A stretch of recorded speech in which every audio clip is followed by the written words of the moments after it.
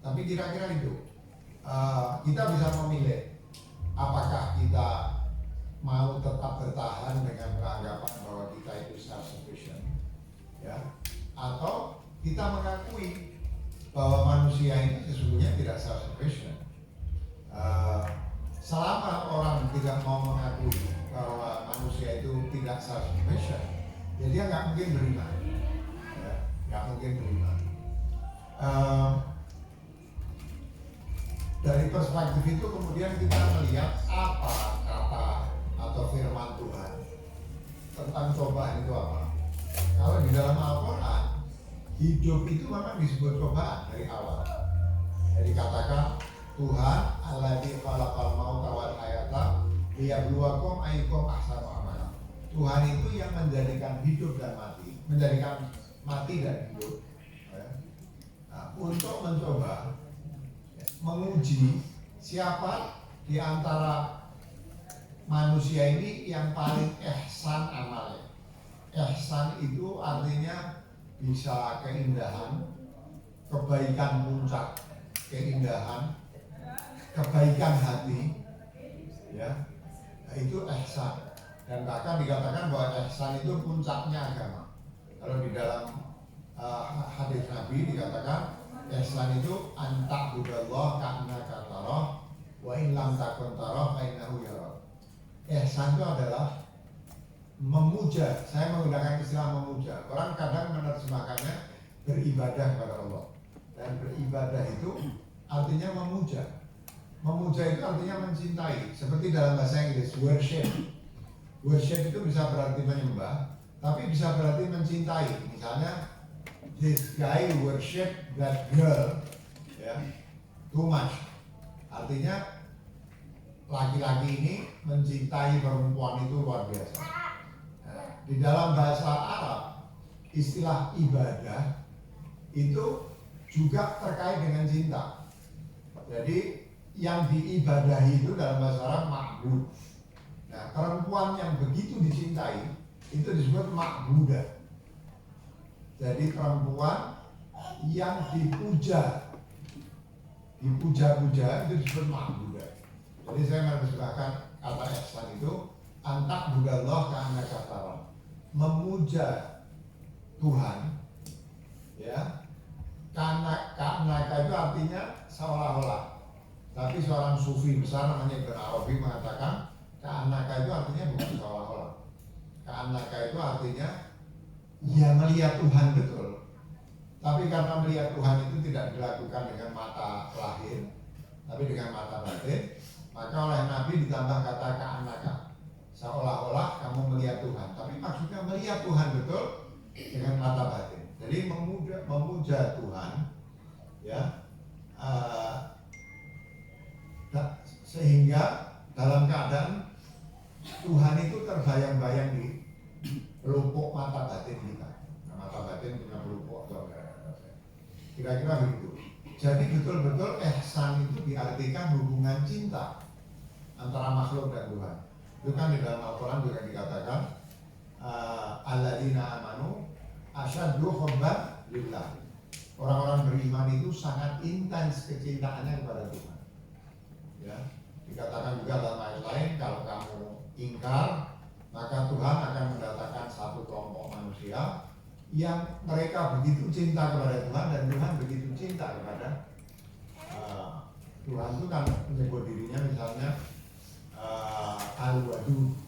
Al-Wadud itu artinya maha pencinta. Nah, terus di dalam hadis ihsan itu dikatakan, hadisnya kalau yang normal dibacanya wa in lam takun tarah fa innahu yarah. Dan kalau kamu tidak bisa melihatnya, dan sekali-kali kamu tidak bisa melihatnya, maka percayalah bahwa dia melihatmu.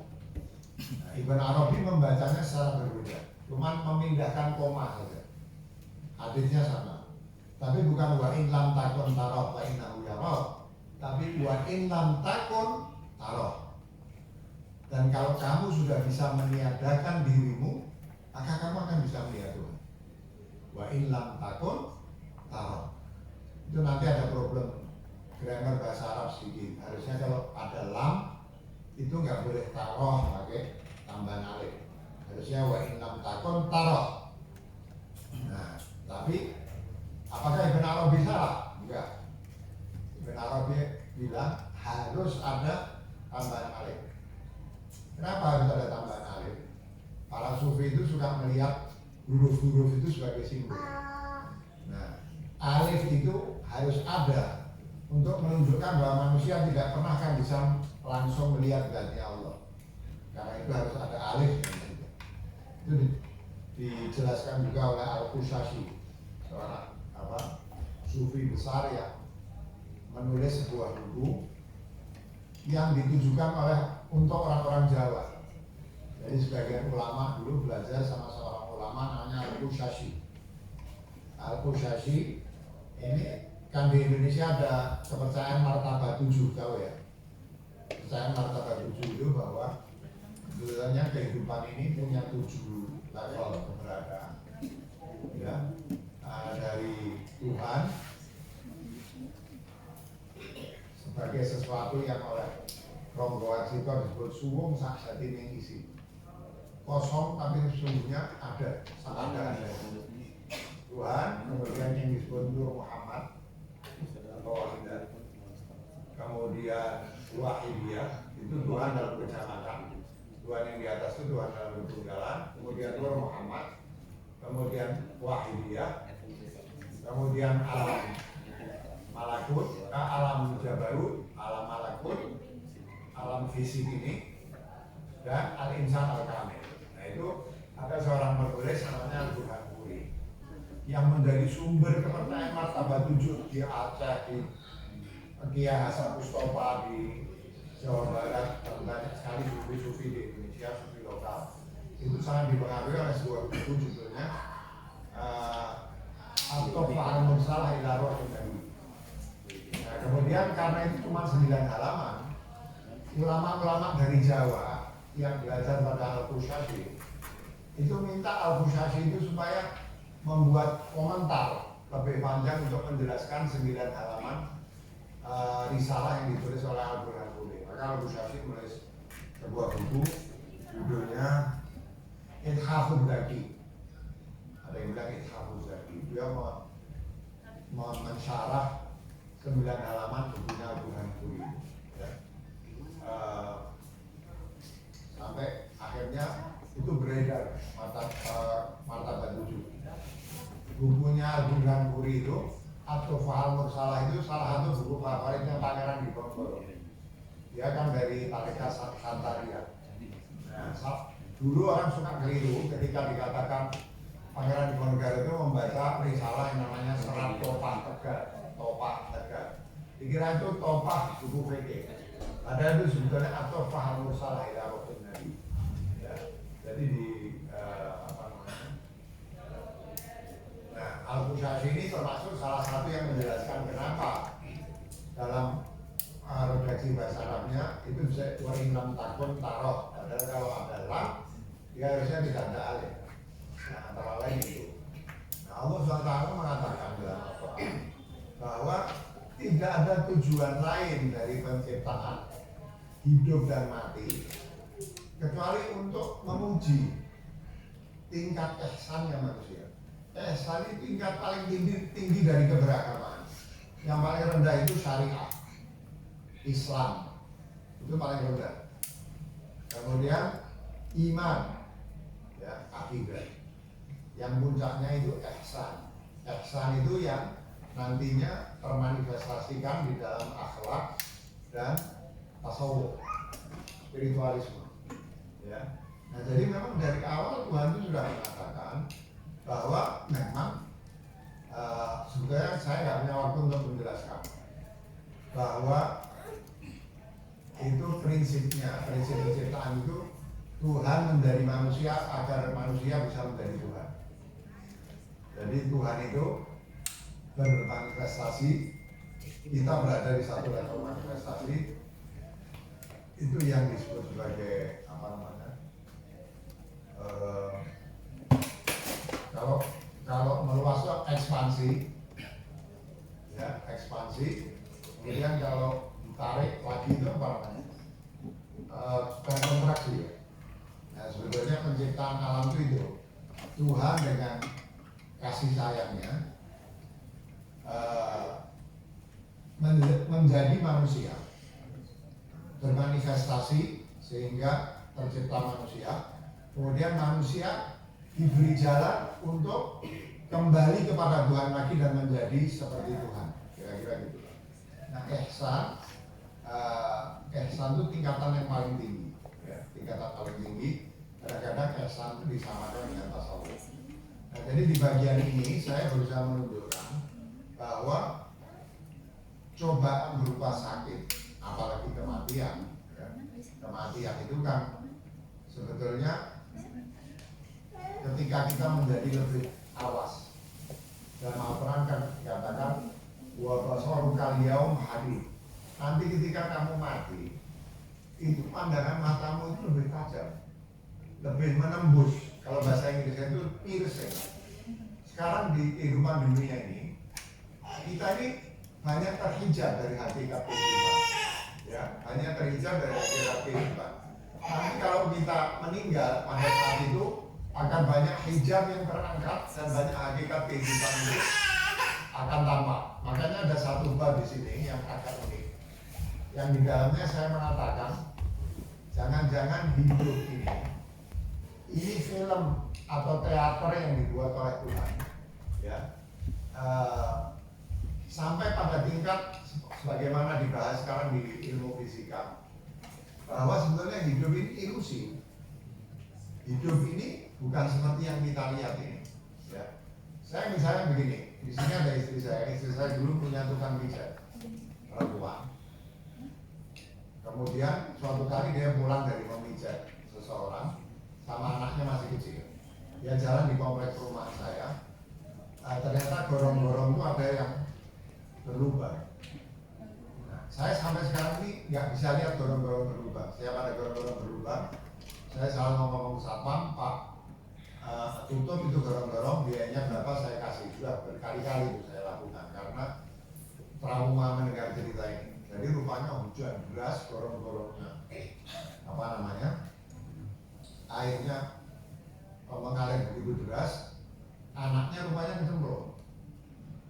Diduga kemungkinan besar ibunya kemudian nyemplung juga untuk menyelamatkan anaknya. Esok paginya jenazah kedua orang itu ditemukan di Fatmawati. Saya tinggal di sini. Ya, jadi gorong-gorong. Jadi kadang-kadang saya mikir, nggak mungkin Tuhan yang Maha Welas Asih itu membiarkan penderitaan seperti itu. Bayangkan seorang ibu dan seorang anak masuk gorong-gorong dan terantuk-antuk sampai Fatmawati itu mungkin berapa ya? Saya duga 10 km ada.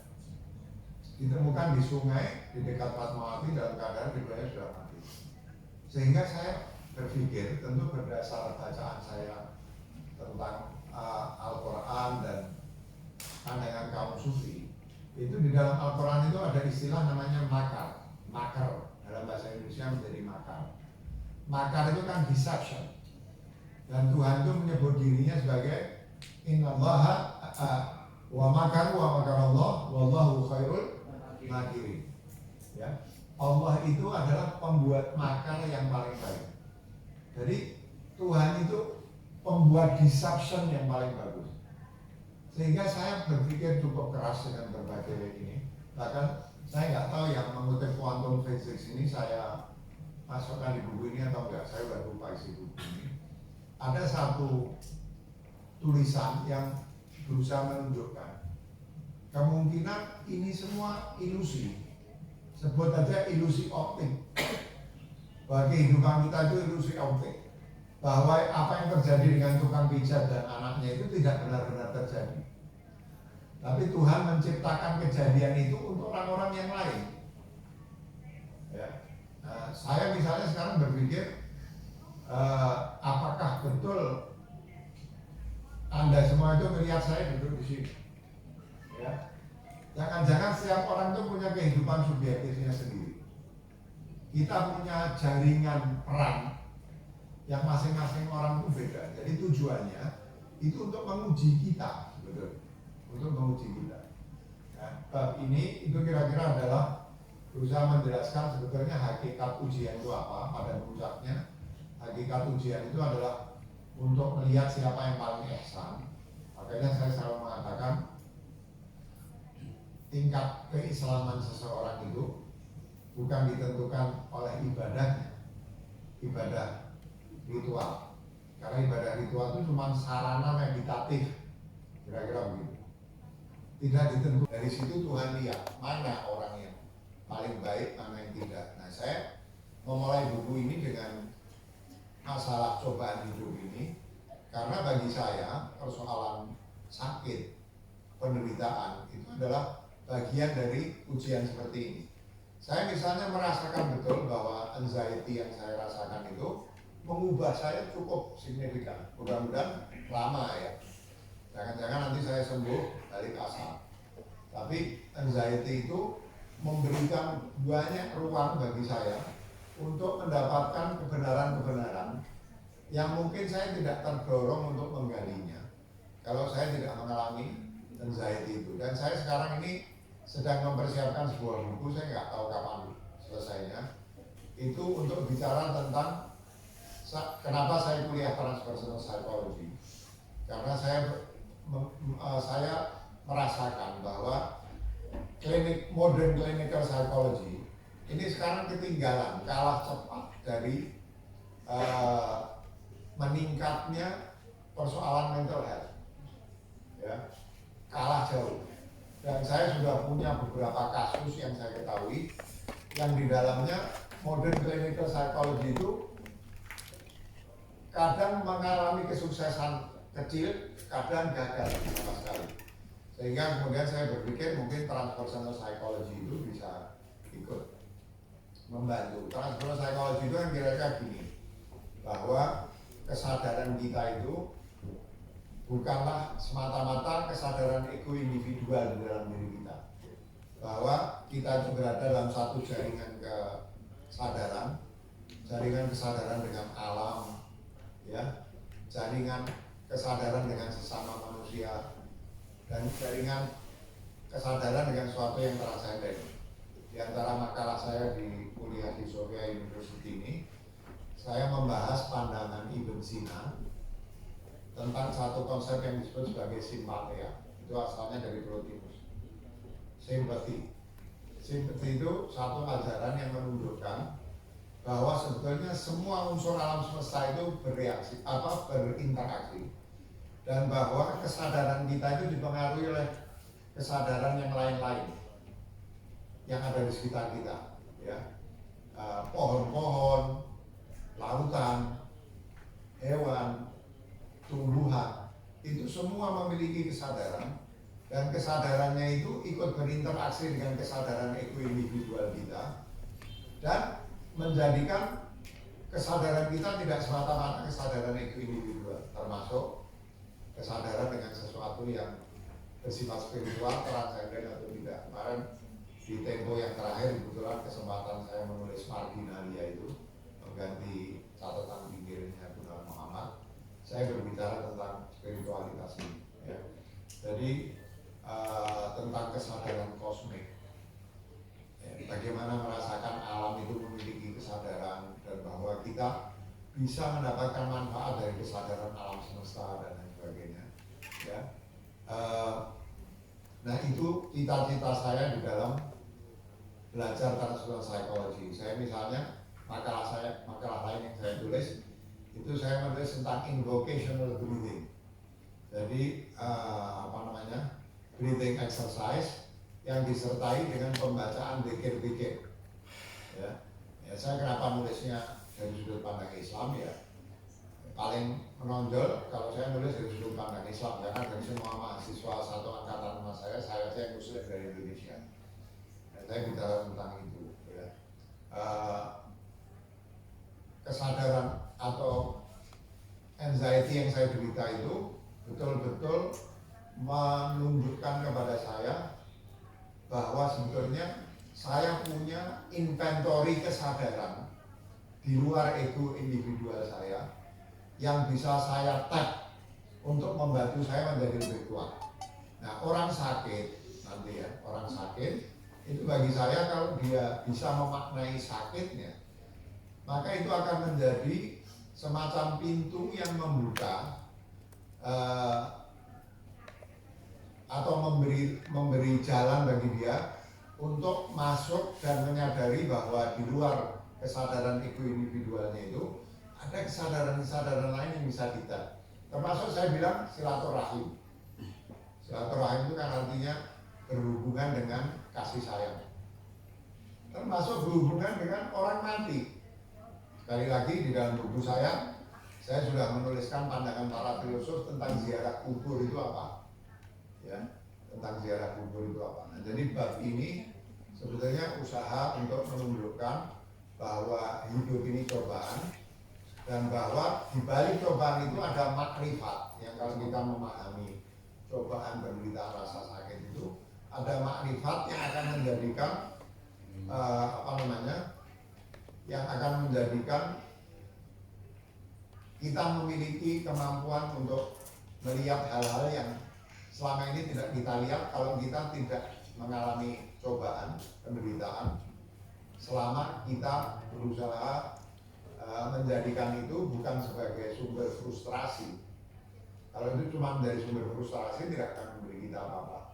Tapi kalau sakit itu bisa kita maknai, ya, kita maknai sebagai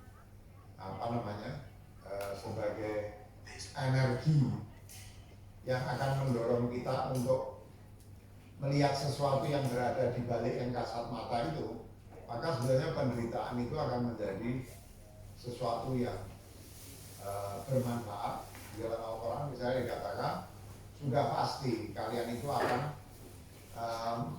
mengalami, Allah menyebut sekadar sakit, kehilangan orang-orang yang dicintai dan lain sebagainya, tapi sampaikanlah kabar gembira, busyra, kepada orang-orang yang sabar. Orang-orang yang sabar ini apa? Yang bisa menjadikan sakit ini sebagai dorongan untuk melakukan refleksi, kemudian akan terbuka pengetahuan-pengetahuan spiritual atau makrifat dari sakitnya itu, ya. Itu kan kalau kita lihat nabi-nabi itu juga semua mengalami penderitaan.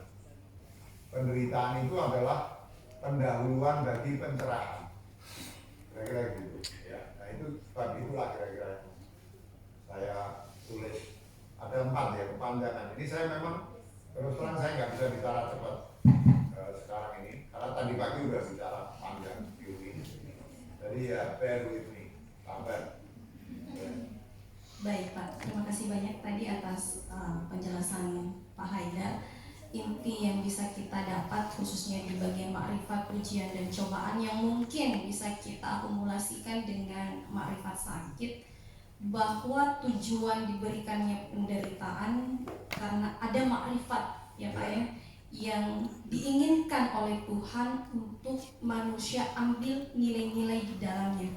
Nah ini saya mau highlight Pak yang di salah satu bagian di buku Bapak, dan ini menarik juga sih bagi saya. Izin saya baca Pak ya, untuk merefresh juga ingatan Pak Haidar yang tadi beliau sampaikan, sudah lupa-lupa ingat juga dengan buku beliau terkait dengan Bunda Teresa. Jadi sudah kita ketahui ya bahwa beliau ini sejak remaja berumur belasan tahun meninggalkan negerinya untuk seumur hidup mengurusi orang-orang susah dan tak sedikit yang amat miskin dan berpenyakit lepra di suatu wilayah miskin di Kolkata. Dan pernah ditanya oleh Bunda Teresa ini, ditanya oleh seseorang, apa yang menyebabkan kau tetap bertahan seumur hidup dalam mengurusi sekelompok orang miskin yang selama ini kau urusi di sebuah yang merawat saya, mendukung saya dan lain sebagainya, ya. Begitupun pengalaman operasi besar itu begitu membuat saya sampai sekarang itu mengalami anxiety. Nah, karena itu kan saya dikasih morfin selama 5 hari di ICU, jantung saya itu dilepas, diganti mesin, kemudian klep baru itu dijahit, di klep yang lama diambil, klep itu dijahit dan lain sebagainya. Nah, salah satu hal baik yang saya dapati dari mengalami penderitaan itu, saya tiba-tiba jadi ingat betul betapa susahnya orang-orang miskin yang menjadi pasien di rumah sakit. Ya. Dan sekarang 6 bulan dari waktu saya dioperasi, kita sudah mengurusi 1 rumah singgah untuk pasien miskin di Depok. Dan insya Allah kita akan bikin rumah singgah. Itu banyak keluarga yang anaknya terkena kanker, harus di kemo. Itu kan di kemo itu kadang-kadang 3 minggu terus berhenti, nanti 3 minggu lagi di kemo lagi. Sedang mereka datang dari luar kota atau rumahnya jauh, ya. Bagaimana? Biayanya berapa? Mau tinggal di mana? Nah, operasi itu 6 bulan setelah saya operasi sudah menghasilkan 1 rumah singgah untuk pasien miskin, ya. Itu mungkin kalau saya nggak mengalami itu, saya berpikir saya yang begitu beruntung, dibantu banyak orang, dirawat oleh istri saya, oleh anak-anak saya, itu pun mengalami penderitaan sebegitu berat. Bagaimana dengan orang-orang yang susah, orang-orang yang miskin, ya? Nah, jadi itu salah satu makrifat sakit itu adalah menimbulkan empati kepada orang-orang lain yang sakit padahal dia dalam keadaan kesusahan, ya. Makanya kan di antara kata Nabi itu, di antara hak seorang muslim kepada muslim yang lain adalah mengunjungi dan menghibur orang yang sakit, ya. Kita kadang-kadang nggak sadar bahwa misalnya kita punya, saya sama anak cucu biasanya kalau dekat lebaran itu pergi ke bangsal kelas 3, bangsal anak kelas 3 di rumah sakit pemerintah. Di situ ada anak-anak yang tidak bisa berlebaran, orang tuanya harus menungguin. Nah, biasanya kita di situ menghibur dengan membawa mainan, buku-buku dan lain sebagainya. Itu sudah lama sebetulnya kita kerjakan. Termasuk kita punya program untuk membantu penunggu-penunggu. Itu kan sebagian penunggu itu misalnya operator ojek online yang hanya bisa makan kalau hari itu dia ngojek, tapi dia harus tungguin anaknya sehingga dia nggak bisa ngojek. Dari mana? Karena kita berpikir sekarang ada BPJS, padahal biayanya orang sakit itu bukan hanya yang ditanggung BPJS, termasuk nggak bisa kerja. Supir taksi itu kadang-kadang katanya tarikan pertama, uang yang diterima dari penumpang itu dia pulang ke rumahnya untuk memberi uang belanja kepada istri, misal. Nah, kalau dia harus nungguin anaknya yang sakit, dari mana dia dapat duit? Nah, misalnya itu, ya. Nah, sakit kalau dipahami dengan benar itu menimbulkan empati kepada orang-orang yang jauh lebih susah dari kita. Misalnya itu, kalau nggak salah juga saya sebutkan di situ. Tapi bukan berarti kita harus menormalisasikan sakit, Pak, ya. Bahwa dengan sakit kita juga pernah mendengar itu dekat dengan Tuhan, terus tidak dekat dengan Tuhan. Tetapi sesungguhnya ya sehat dan kayak gitu itu dianjurkan, Pak, ya. Tapi ada sebuah hadis yang saya kutip di situ, ucapan Nabi Muhammad yang mengatakan, kalau Tuhan mencintai seseorang atau satu kelompok manusia, satu kaum, maka Tuhan akan menguji dia. Tuhan akan memberi cobaan kepada dia. Ya. Jadi bukan berarti kemudian kita bilang sakit itu lebih baik dari sehat, bukan.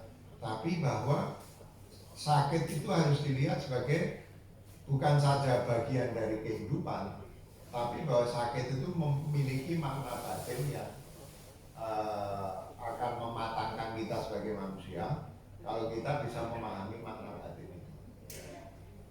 Jadi mungkin istilahnya bukan menormalisasikan, mungkin masih boleh, tapi yang jelas bukan mengglorifikasi sakit dan begitu. Kalau kematian nggak bisa kita hindari.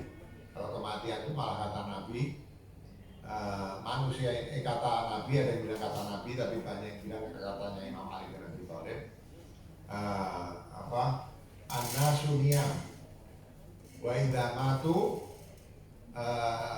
ada yang bilang istaiqadhu, ada yang bilang hadisnya itu versinya istaqallu, yang satu intabahu, lupa deh.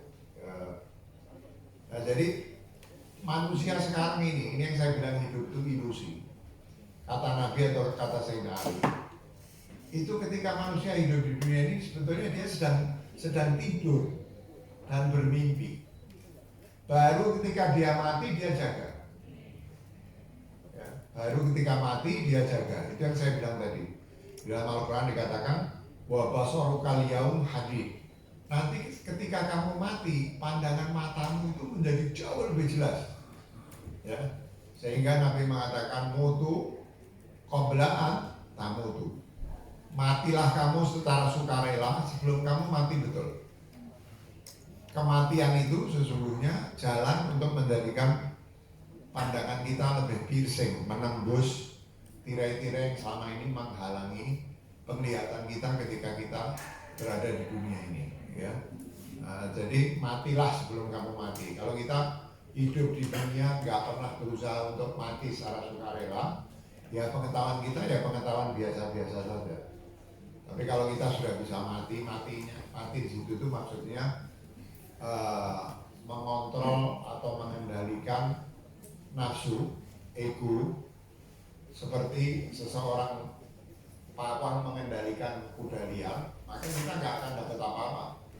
Nah, sakit itu antara lain juga fungsinya seperti itu. Ya, fungsinya membuka pintu-pintu yang akan bisa memberikan kita pencerahan selama kita sabar dengan penyakit itu, ya, dan selalu menghubungkan diri kita dengan Tuhan yang memberikan sakit itu. Kira-kira gitu. Berarti sudah dua, tinggal dua. Iya Pak. Jadikan satu. Barangkali langsung saja Pak terkait ma'rifat, makna kematian dan ma'rifat kepada kematian. Ya, tadi saya sudah ceritakan sedikit tentang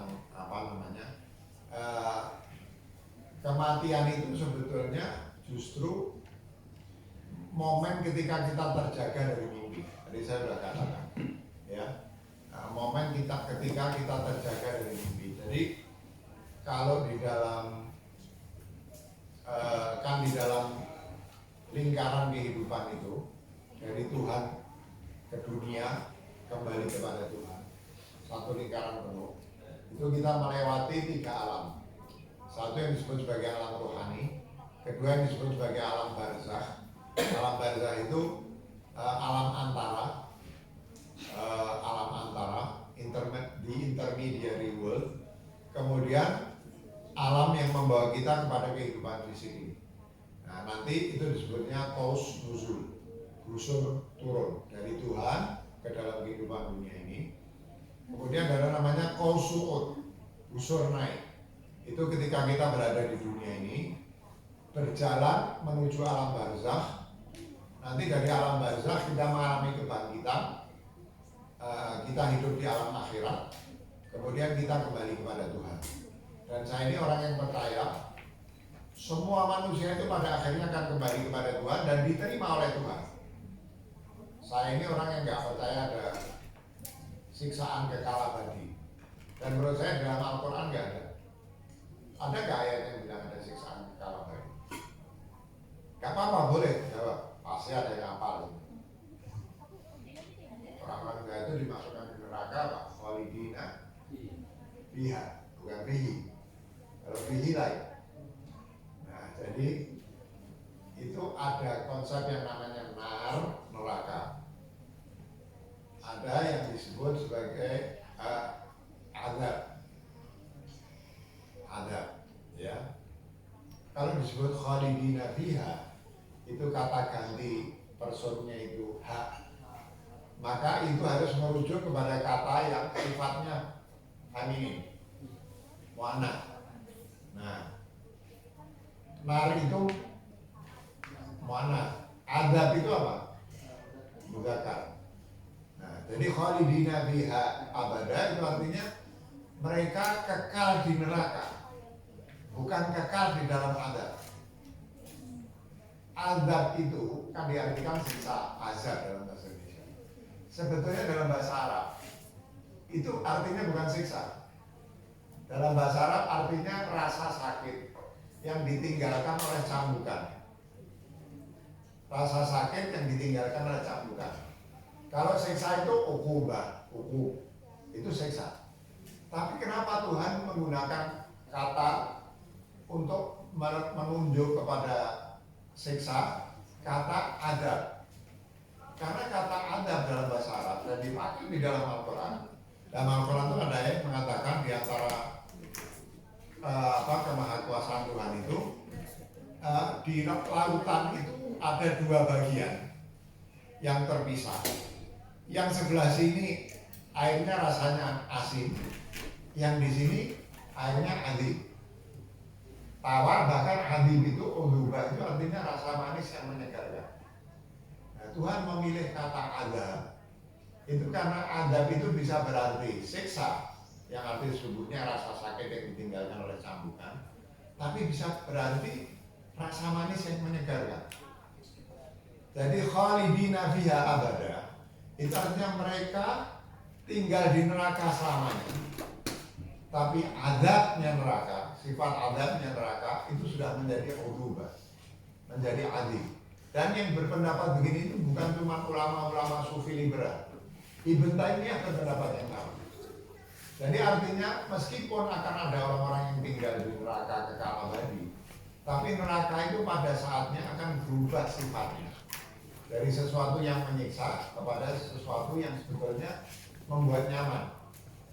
Dan nar itu kalau dalam bahasa Arab sama nur itu akar katanya sama. Ya. Di dalam surat Ar-Rahman Allah mengatakan apa ketika mereka berkeliling di antara api yang menggelegar dan lain sebagainya. Ayat selanjutnya apa? Fabi ayyi alai rabbikuma tukadzibun. Allah menyebut itu sebagai karunia, bahkan sebagai apa? Nikmat, ya, sebagai nikmat. Jadi nar itu pun sebetulnya bagian dari sesuatu yang dibutuhkan oleh manusia. Ya. Itu Nabi Musa waktu mau terima Ten Commandments ya kalau nggak salah di Bukit Tua, itu dia akan bawa keluarganya sampai di satu malam hari gelap nggak kelihatan apa-apa. Nabi Musa melihat ada cahaya dari api. Kemudian Nabi Musa bicara sama keluarganya, kamu tunggu di sini. Anas tunaron. Aku dari jauh kelihatan di sana ada api.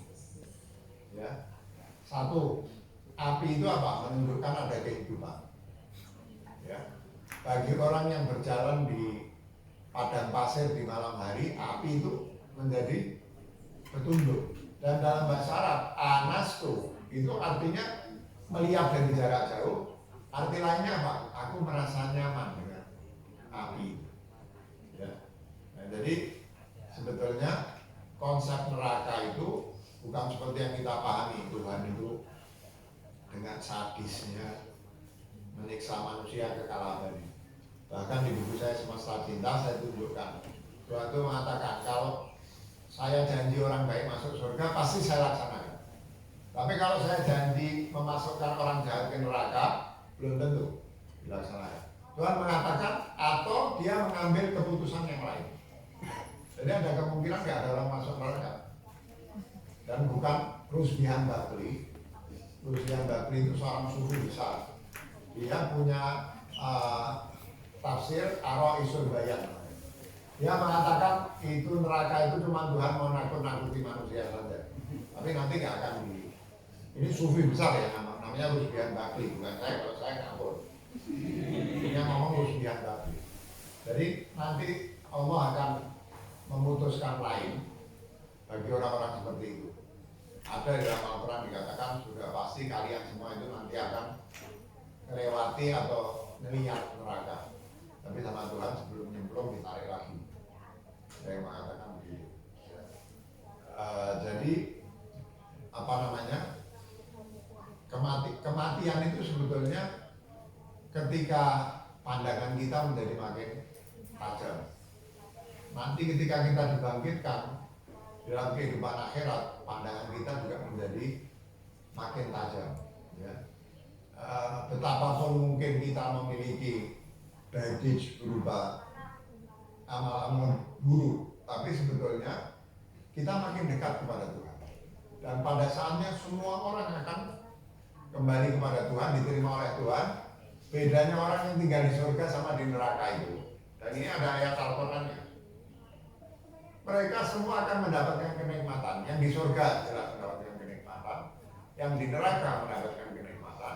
Tapi kata Allah SWT dalam Al-Quran, untuk orang-orang yang di neraka, Tuhan tetap menahan satu tirai di antara dia dan orang-orang yang di neraka itu. Bukan karena Tuhan pelit, nggak mau mengangkat tirai yang memisahkan dia dengan orang-orang di neraka itu. Orang-orang di neraka itu nggak kuat kalau di silau oleh cahaya itu. Jadi adanya, kalau orang yang di surga nggak ada tirai itu. Meskipun yang diatur bukan berarti. Kalau di dalam martabat wujud ada Tuhan sebagai zat, ada Tuhan dalam level ahadiyah. Ya, nggak ada yang bisa melihat Tuhan dalam level zat. Tapi orang-orang di neraka itu, bahkan mereka tidak bisa melihat Tuhan sepenuhnya dalam level ahadiyah, karena ada satu tirai yang oleh Tuhan dipertahankan. Dan ini di dalam Al-Quran, saya nggak bawa catatannya. Bedanya itu tapi mereka sama-sama berada dalam kenyamanan, baik penghuni surga maupun penghuni neraka. Jadi khalidina fiha abada itu mereka kekal di neraka karena ha itu muannats, kembalinya kepada nar yang muannats. Tapi bukan khalidina fihi abada. Kalau khalidina fihi abada itu artinya mereka kekal dalam siksa. Ya, kalau ini mereka kekal di neraka, tapi neraka yang sifatnya sebagai sumber azab menjadi memiliki sifat adil, rasa manis yang menyenangkan. Jadi kematian itu sebetulnya jalan kita untuk bagi, sekali lagi saya sudah mengatakan ini dalam perspektif keimanan, itu bahwa kita sudah lebih dekat lagi kepada mabda. Itu hadir sebetulnya mabda dan makan, tempat berawal dan tempat kembali. Kalau orang Jawa bilang sakan paraning dumadi. Jadi sumber, awal, dan tempat kembali semua ciptaan. Jadi kematian itu sebetulnya ketika kita berada dalam jarak yang lebih dekat dengan Tuhan yang merupakan tujuan akhir dari perjalanan kembali kita kepada sumber kita, kira-kira gitu. Saya sudah lupa isinya apa lagi tentang kematian itu. Kita dulu. Oh ya, di apa? Ya itu saya kira ringkasannya itulah dulu. Ya, berat dan menarik, ya, menarik dan juga berat. Jadi tanpa perlu membuat berlama-lama barangkali ada teman-teman yang ingin bertanya. Satu orang dulu, silakan yang dari tadi semangat. Silakan, siapa namanya? Di Makassar yang saya lihat, kalau di tempat lain penanya pertama itu susah. Di sini begitu ditanya 5 orang masuk angkatan. Itu yang saya di Makassar.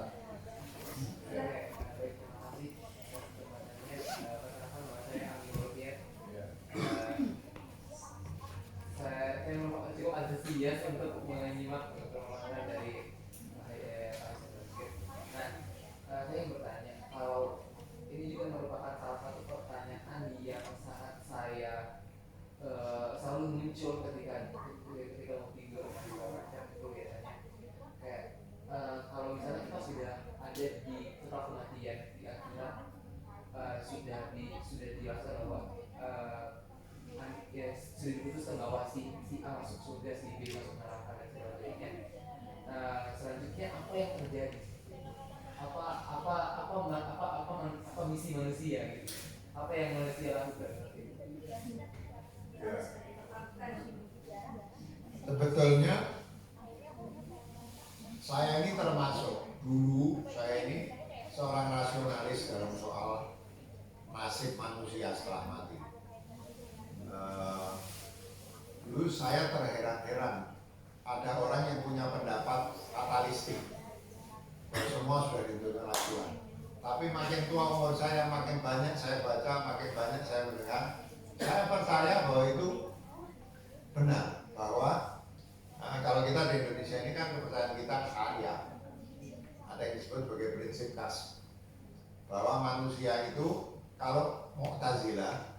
itu kan manusia punya ikhtiar bebas. Dan ini pendapat yang menarik yang sangat dekat dengan empirisme seperti yang dikatakan oleh David Hume. David Hume itu kan mengatakan bahwa kalau orang melempar kaca rumah, kemudian kaca rumah itu pecah, maka yang terjadi bukanlah kaca itu pecah karena kena batu, tapi kaca itu pecah setelah terkena batu, bukan karena terkena batu. Jadi sebetulnya di dalam empirisme itu kan prinsip sebab akibat itu kan sebenarnya prinsip rasional, bukan prinsip empiris. Ya, itu diambil dari Imam Ghazali.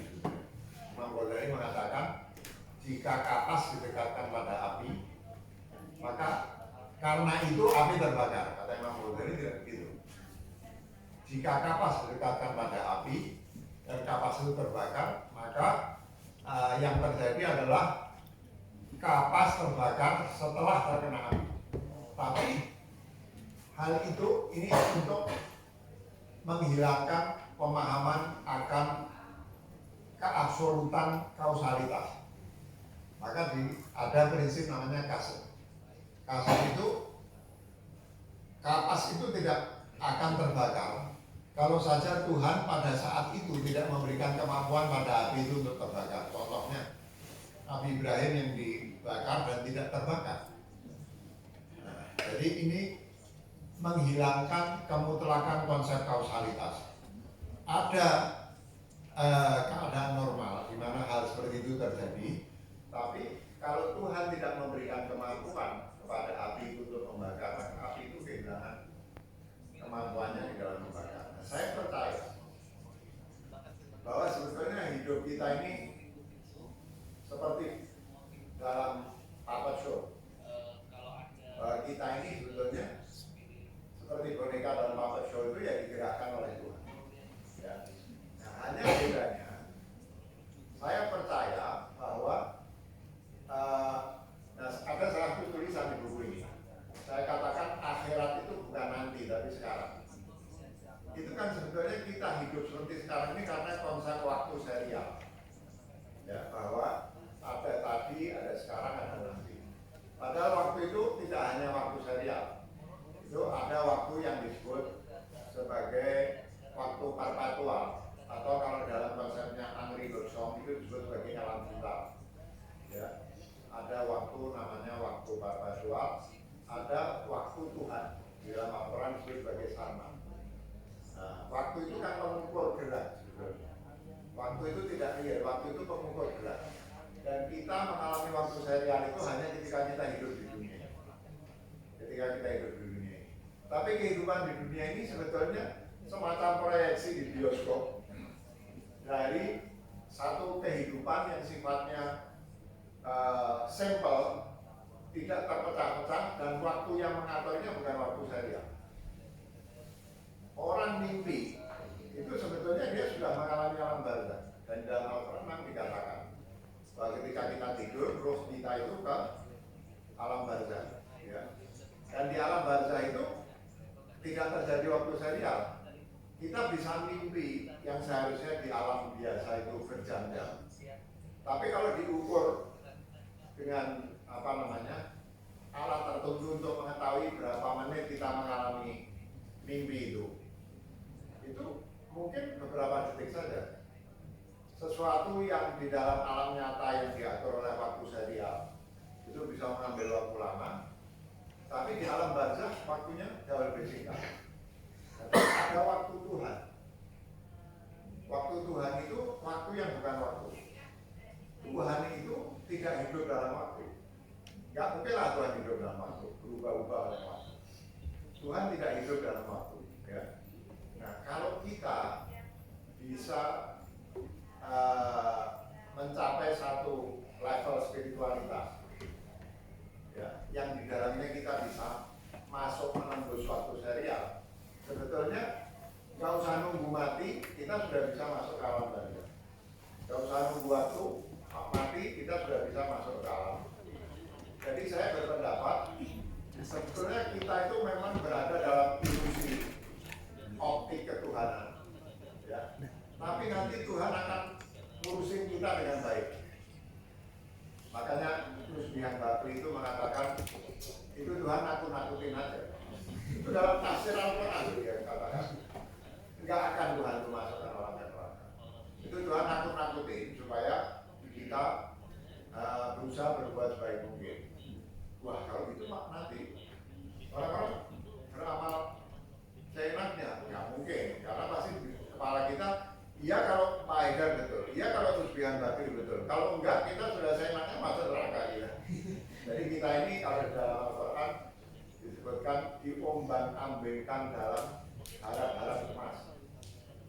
Ya selalu ada khauf, selalu ada itu. Nah jadi kalau saya berhusnudzon kepada Tuhan, kan Allah mengatakan ana ala wani ibadi bi. Aku ini tergantung persangkaan hambaku padaku.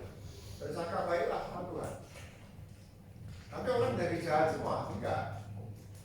Itu orang kalau sudah bersangka baik sama Tuhan, dia akan jadi orang baik. Enggak mungkin orang dekat sama Tuhan dan percaya Tuhan itu kelas AC tidak akan masukkan orang ke neraka. Tuhan itu cinta sama kita. Tapi di dunia kita jadi orang jahat, enggak mungkin.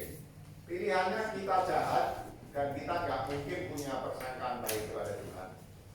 Atau kita punya persangkaan baik kepada Tuhan, tapi kita pasti akan jadi orang baik.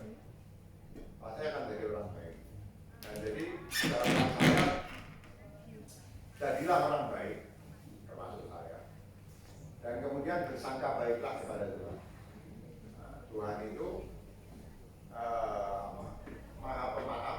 Di dalam Al-Quran itu hanya ada satu ayat yang di dalamnya Allah itu menyebut dirinya sebagai Dzul-Qiqah.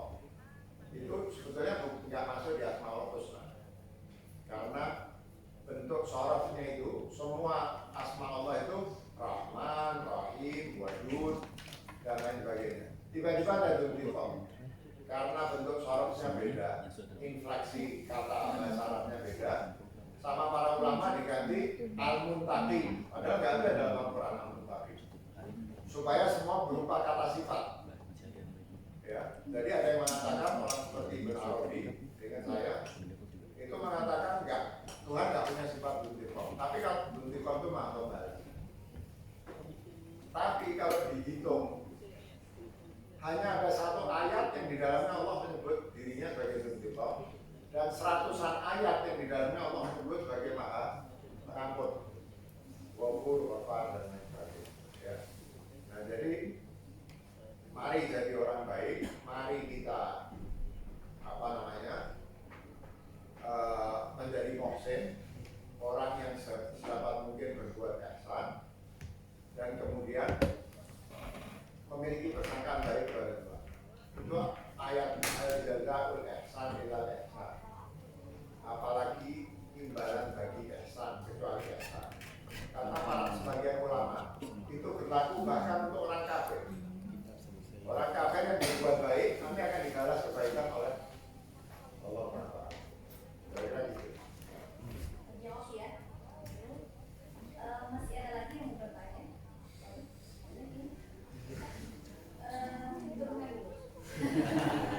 Saya bingung ini siapa yang ditunjuk. Oke, yang mau bertanya siapa?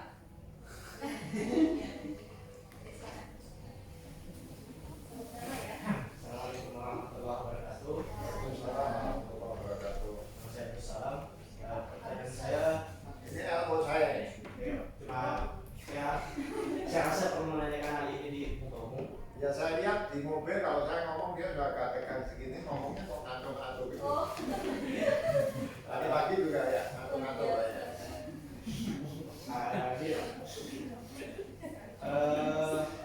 Saya tertarik pada pembahasan tentang marifat. Pertanyaan saya gini, apa ukuran seseorang kan di dalam marifat kan ada alam fisik, kemudian alam jabarut, Ya. dan ada tingkatannya Pak. Apa ukuran seseorang merasa dirinya sampai pada makam tertentu dan mungkinkah bisa dilihat oleh orang lain selain dia?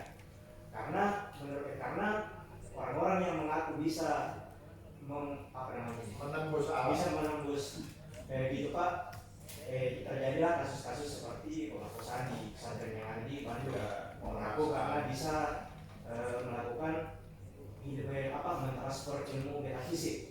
Dan saya pun saya mengajar di sebuah pesantren dan saya lihat memang ada pelecehan seksual yang dilakukan oleh seorang alumnus Al-Azhar, dan beliau itu Hafiz 30 juz dan menguasai 7 Tahu nggak ada hadis yang mengatakan hadis sahih, kamu akan dapati orang-orang munafik yang paling banyak itu pada purok kalian. Kita bilang takfir. Itu kata Rasulullah, paling banyak orang munafik itu ada pada kaum purok yang baca Al-Quran.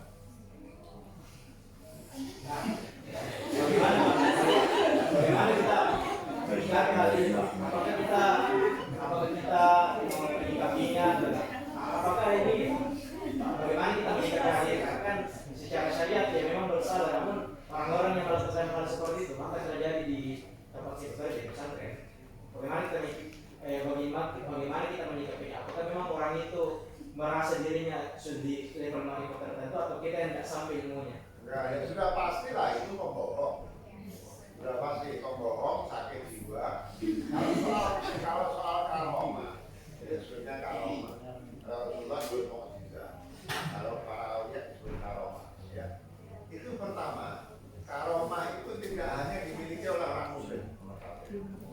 Kedua, karomah itu tidak hanya dimiliki oleh orang alim. Ya. Nah, ketiga, itu kaum sufi. Kalau nggak salah yang ngomong ini Junaid al-Baghdadi, kalau nggak salah. Dia mengatakan kaum sufi itu nggak ingin punya karomah. Karomah itu bagi mereka seperti darah menstruasi untuk orang perempuan. Sesuatu yang tidak diinginkan, tapi mereka punya. Jadi kaum aulia yang benar itu kepenginnya tidak punya karomah. Jadi kalau ada orang pamer-pamer karomah, itu saya pastikan bohong. Nomor satu. Kedua, karomah bukan ukuran makom spiritual seseorang. Kalau saya ditanya, aulia itu apa? Aulia itu apa namanya? Seperti apa? Aulia itu menurut saya tandanya mudah. Hatinya penuh cinta. Dan cinta itu yang dimaksud bukan poligami. Namanya Ustaz poligami. Cinta itu yang disebut ulas asih, rahim. Hatinya penuh rahmah. Hidupnya itu ngurusin orang yang membutuhkan pertolongan dia. Itu nomor satu. Nomor dua, akhlaknya baik. Ya. Nomor tiga, ilmunya banyak. Nomor empat, ibadahnya banyak. Ya. Nah kalau cuma lihat ibadahnya nggak bisa. Bohong-bohongan. Tampil aja, saya tahu orang-orang yang jelas berusaha dengan cara-cara mengelabui orang supaya dianggap sufi tingkat tinggi. Jadi dia bayarin orang kalau dia jalan dipayungi. Padahal dia yang bayarin orang yang payungi. Orang lihat tuh, siapa yang batu sorban pagi itu jalan dipayungi, pakai disambut sholawatan sampai naik panggung terus ini. Padahal saya tahu di belakang itu seperti apa. Ya. Nah, jadi nggak bisa dilihat dari sesuatu yang kasat mata. Bahkan karomah nggak bisa. Dan orang yang Habib Umar kemarin baru mengatakan, jangan percaya sama orang-orang yang mengumbar pernyataan bahwa dia suka bimbing ketemu Nabi. Enggak. Itu bohong ya Habib Umar. Habib Umar ya. Karena yang bilang saya aku bimbing ketemu Nabi. Ya. Jadi biasanya orang itu tawadhu. Duduk itu kalau melihat itu teduh ya. Kalau melihat orangnya itu teduh, penuh cinta, alim, akhlaknya baik, dan ibadahnya juga yang disebut sebagai ibadah faraid dan ibadah nawafil itu dilakukan dengan baik. Jadi karomah itu sama sekali bukan kriteria untuk menyatakan seseorang itu seorang wali, artinya orang yang baik, sama sekali juga. Itu kalau lihat orang-orang Protestan itu yang di panggung-panggung orang buta bisa melihat, orang lumpuh bisa jalan, bukan orang muslim. Bahkan sebagian orang nggak beragama bisa melakukan itu. Ya, jadi kita jangan mau tertipu. Kita lihat dari akhlaknya, dari adalahnya, akhlaknya itu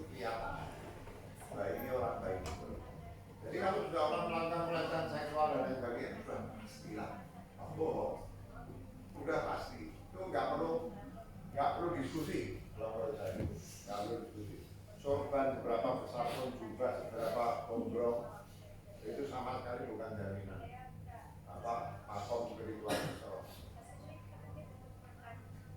Terjawab ya. Ya. Ya baik. Satu lagi dari perempuan, barangkali ada yang dari perempuan. Oh ada. Silakan.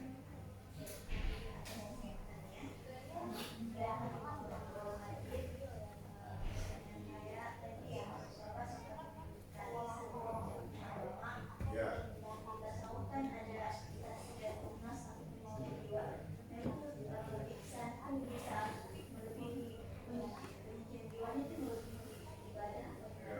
Ihsan itu produknya. Ihsan itu yang memiliki sifat ihsan disebut muhsin. Nah, dia sampai pada situ, pada posisi itu antara lain melalui apa yang disebut sebagai tazkiyatun nafs atau tasfiyatun nafs. Ya. Nah, apa itu tasfiyatun nafs? Dari kata yang sama dengan kata tasawuf. Apa itu tasfiyatun nafs? Tasfiyatun nafs itu unsurnya ada dua. Satu yang disebut sebagai mujahadah, perjuangan menaklukkan hawa nafsu. Biasanya unsurnya ada 4. Disebut yang pertama qillatul ta'am, sedikit makan. Tapi kalau di zaman sekarang, zaman dulu kan nggak ada beli tas saja asli atau apa, kan nggak ada. Dulu nggak ada jual di zaman Nabi atau zaman kaum sufi. Makanya hal yang buruk itu kalau terlalu banyak makan. Makanya prinsip pertama qillatul ta'am, saya artikan berkonsumsi sekadar, jangan berlebihan. Ini ucapan kaum sufi. Yang kedua qillatul manam, jangan terlalu banyak tidur. Dan biasanya itu berpasangan. Kalau orang makannya berlebih, tidurnya banyak. Nah, kemudian yang ketiga itu yang disebut sebagai qillatul kalam, sedikit bicara atau bicara seperlunya. Kata Rasulullah, man amana billah wal yaumil akhir falyaqul khairan aw liyasmut. Siapa yang percaya pada Allah dan hari akhir, hendaknya dia ngomong benar yang baik atau jangan ngomong gitu. Ya, itu qillatul kalam. Yang terakhir itu yang disebut sebagai i'tizalul anam. Kalau secara pendek itu disebutnya uzlah. Artinya jangan kebanyakan ngobrol-ngobrol yang nggak ada perlunya sama orang lain. Termasuk menurut saya kalau zaman sekarang bersosmed, bikin foto, dikirim, terus ini segala macam itu, ya. Nah, karena sosmed itu sangat distracting. Saya nggak mengatakan bahwa sosmed nggak ada gunanya, tapi very distracting. Dan menurut saya bertentangan dengan prinsip i'tizalul anam. I'tizalul anam itu menjauh dari manusia. Maksudnya jangan kebanyakan berbual-bual, kebanyakan bergaul dan lain sebagainya. Nah, itu 4 prinsip itu namanya mujahadah. Kelompok yang kedua namanya riyadhah. Nah, riyadhah ini adalah melakukan ibadah-ibadah wajib dan ibadah-ibadah nawafil, ya. Untuk itu kalau di dalam tasawuf itu kan ada 3 tahap, namanya takhalli, tajalli. Takhalli itu artinya mengosongkan hati kita dari hal-hal yang buruk. Tahalli itu artinya menghiasi hati kita dengan hal-hal yang baik, pikiran yang baik, amal yang baik. Kemudian akan kita masuk ke dalam tahap tajalli. Tajalli itu ketika Tuhan bersemayam di dalam hati kita. Kan kata Rasulullah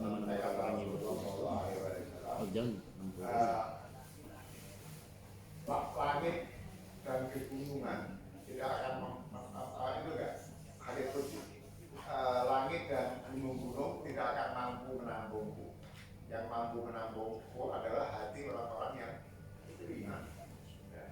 Nah, kalau sudah dilakukan takhalli, dikosongkan dari hal-hal yang buruk hati kita, kemudian kita lakukan tahalli, maka akan kita mencapai tahap tajalli, yaitu Allah yang sebenarnya tidak pernah tidak ada di hati kita, itu akan dapat ruang.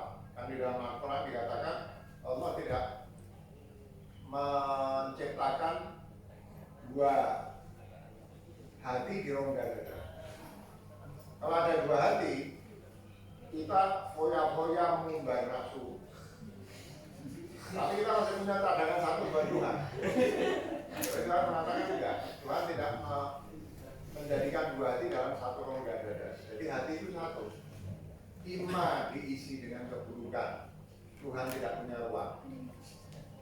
Atau dia dibersihkan dari keburukan, dihiasi dengan hal-hal yang mengundang ridho Tuhan, maka Tuhan akan bertajalli di situ.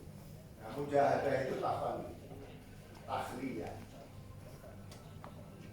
Riyadhah yaitu melakukan ibadah faraid dan nawafil, itu adalah tahliyah. Nah, kemudian terjadilah tajalli. Nah, tajalli Tuhan itu sebetulnya ihsan itu.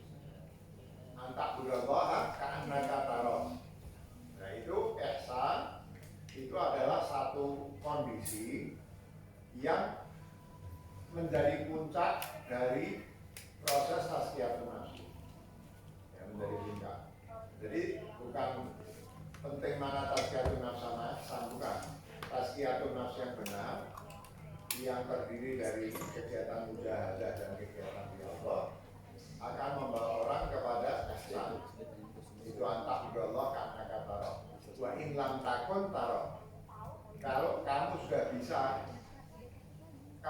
sudah bisa meniadakan dirimu, artinya meniadakan nafsumu, meniadakan egomu, maka kamu akan melihat Allah. Jadi kalau kita sudah melakukan tahalli, maka akan terjadilah tajalli. Dan bertajallinya Allah di dalam hati, artinya hati kita dipenuhi Allah. Itu kalau kita cinta sama, misalnya laki-laki cinta sama perempuan, kan hati kita dipenuhi dengan orang yang kita cintai.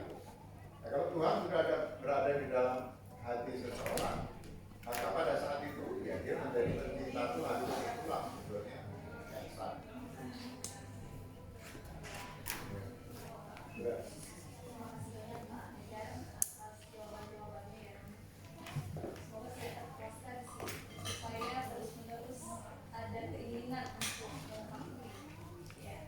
Dan sayang sekali karena dari tadi juga kami sudah memberikan warning untuk segera mengakhiri pada sesi kali ini. Jadi untuk teman-teman yang masih ada pertanyaan, barangkali bisa dengan bertemu langsung Pak Haidar di luar sana, atau barangkali Pak ada komunitas atau ada kontak yang bisa di-share. Itu ada nuralwala.id, itu pusat kajian tasawuf dan akhlak. Itu juga ada nama-nama video di situ. Nah, kadang-kadang saya diundang untuk menjawab pertanyaan. Jadi ada pertanyaan masuk lewat DM, lewat Facebook, lewat itu, nanti dikumpulkan, nanti saya di-shoot 15 menit untuk menjawab pertanyaan itu. Tentu satu, belum tentu saya bisa menjawab dengan baik. Kedua, belum tentu jawaban saya benar. Tapi kalau mau tahu kira-kira pandangan saya apa, kita lewat situ, DM, lewat Facebook. Nuralwala.id kalau nggak salah ini. Apa? Ya, direkturnya dulu di MWF terakhir saya ajak di sini. Namanya Mas Adam Bakria, ahli berarus. Jadi teman-teman yang tadi bisa mengunjungi akun Nuralwala hadir Pak Haidar akan respon pertanyaan saya. Sekali lagi dengan pertanyaan yang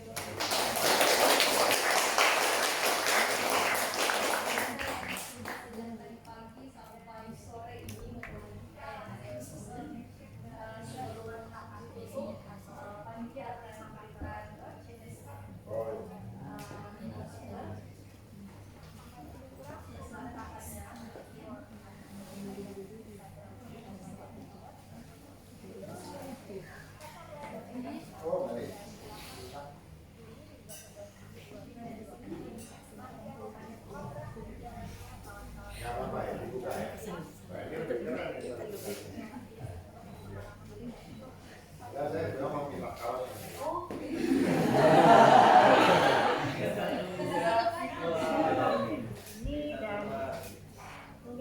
bisa follow atau dan sebagainya ya. Bisa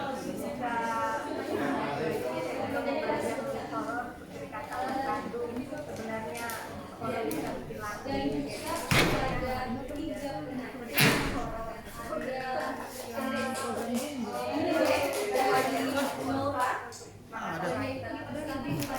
Deniko, sama Deniko di dalam.